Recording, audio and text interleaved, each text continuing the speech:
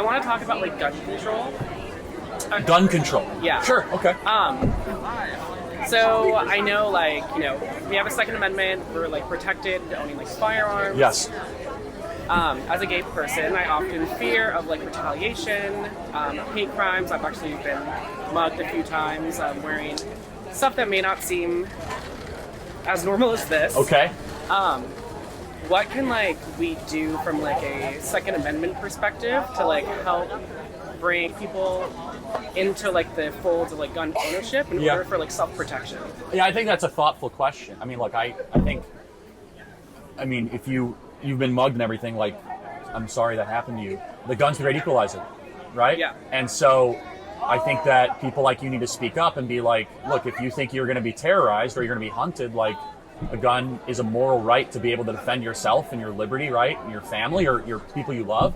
I mean, I suppose it'd be a better question for you, right? Like, what do you think that a majority of gay people are pro guns or anti? I'm just curious. Like, mostly anti-gun. Why do you think that is? I'm just curious. I think it's a lot of like liberal identity politics. How can we like bridge that like disconnect? Yeah, it's a good question. I think that, look, I don't think gun ownership should be political.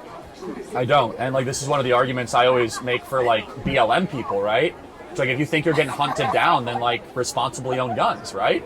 But there is a fear around gun ownership in America. I think it should transcend, sexual persuasion or skin color, right? I think it's a moral right for all people, especially if you think, especially women who are, potentially at a physical disadvantage from defending themselves, right?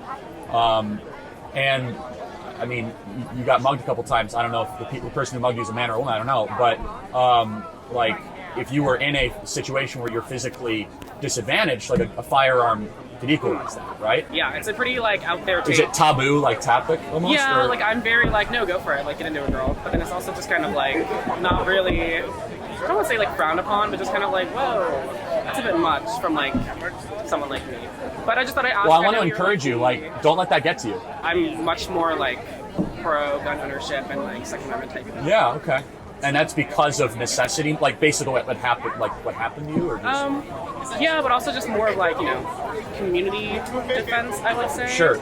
I don't think people should be like shooting each other on the streets or like dueling, obviously. No, I don't support that, obviously. I know, right, yeah. But like, it's definitely something that I think that like a lot more like LGBT people should really take into account, just to protect ourselves and like you said, people. Yeah, look, I totally agree. Like, I mean, if you believe you're being targeted or you're in a marginalized position, like, that's what the Second Amendment is partially there for, right? One of the reasons. So. Yeah, I just wanted to ask you because you're like a very big like political person. So yeah, I would just kind of take it from a moral argument too, right? Which is like, if you believe, like, who are you going to trust to defend yourself? That's what I would take, right? So it's like, do you trust the police, which obviously is not a big thing around here, right? Yeah. Do you trust, like, I don't know, someone that you think will hurt you, then the moral argument of the Second Amendment is that you should be responsible for your own autonomy and your own safety, right? There's other reasons too, but. Okay, well, thank you. Have a good day. Thank you. Appreciate it. Thoughtful question.